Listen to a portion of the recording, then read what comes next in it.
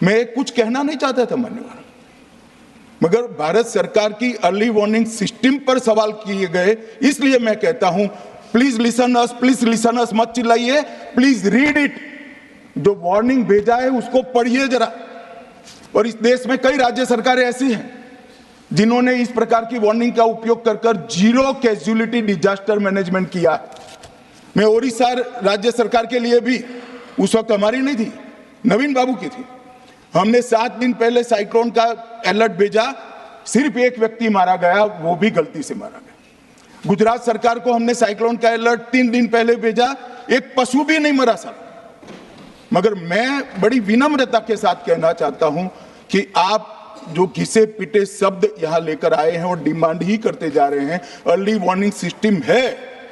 भारत सरकार ने 14 के बाद अर्ली वार्निंग सिस्टम के लिए 2000 करोड़ रुपया खर्च किया है और इसको साझा किया जाता है मान्यवर। 7 दिन पहले हर राज्य को सूचना भेजी जाती है और वो सूचना साइट पर सबके लिए भी उपलब्ध है, माननीय सांसदों के लिए भी उपलब्ध है।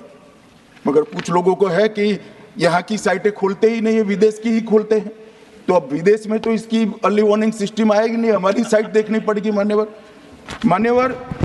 वर्षा, एक मिनट आप सुनो भाई, मैंने ध्यान से आपको सुना है, सुनिए जरा। नो डोंट ब्रदर प्लीज, इस तरह से नहीं चलेगा, सदन है। The facts and figures and details are being imparted. Please, मान्यवर, Honorable Minister. मैं तो उस उद्देश्य से ही कहता हूं इसको सुनकर सभी राज्य अलर्ट हो, अर्ली में अलर्ट हो जाए। मेरा किसी को ताना लगाने का आशय नहीं है।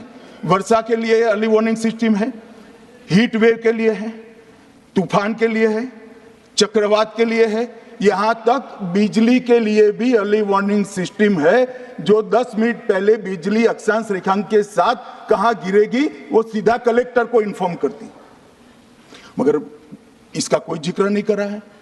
मैं तो मानता हूं जानकारी का अभाव होगा, जानकारी का अभाव है तो भी ठीक नहीं है, और राजनीति है मान्यवर तो बहुत दुखद है मान्यवर। कई सारे राज्यों ने इसका उपयोग भी किया है और परिणाम भी आए, और इस अर्ली वार्निंग सिस्टम के तहत मैं आज सदन को बताना चाहता हूं, 23 तारीख को ही मेरे ही अनुमोदन से 9 एनडीआरएफ की टीमें केरल के लिए रवाना हो गई थी कि वहां लैंडस्लाइड आ सकता है। भारत सरकार ने 9 एनडीआरएफ की टीमें विमान से वहां भेजी। मैं पूछ सकता हूं मान्यवर, इतना मुझे पूछते हैं सारे लोग, केरल सरकार ने क्या किया?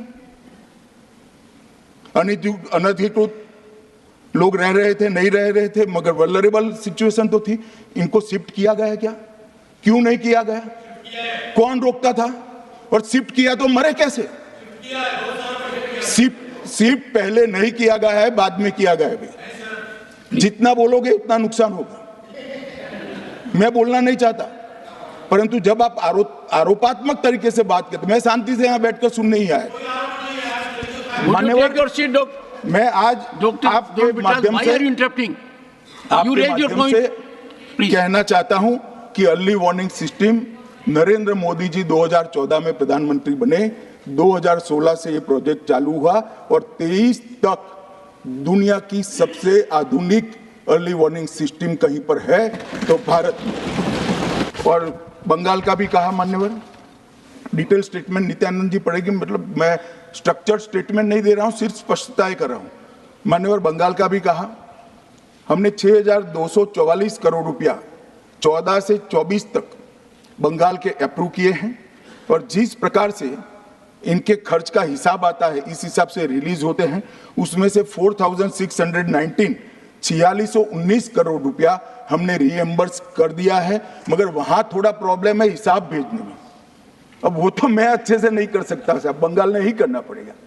अकाउंट देना पड़ता है तो सरकार है, कोई पॉलिटिकल पार्टी नहीं है ना। सरकार के कुछ रूल्स होते हैं, रेगुलेशन होते हैं, अकाउंटिंग सिस्टम होती है, एजी का ऑडिट होता है। हम किसी को नहीं मानेंगे तो थोड़ी तकलीफ आएगी, मगर धीरे धीरे आदत पड़ रही है, इंप्रूवमेंट आया है, इसीलिए 6244 में से 4619 करोड़ रुपया इनका रिलीज हो चुका है।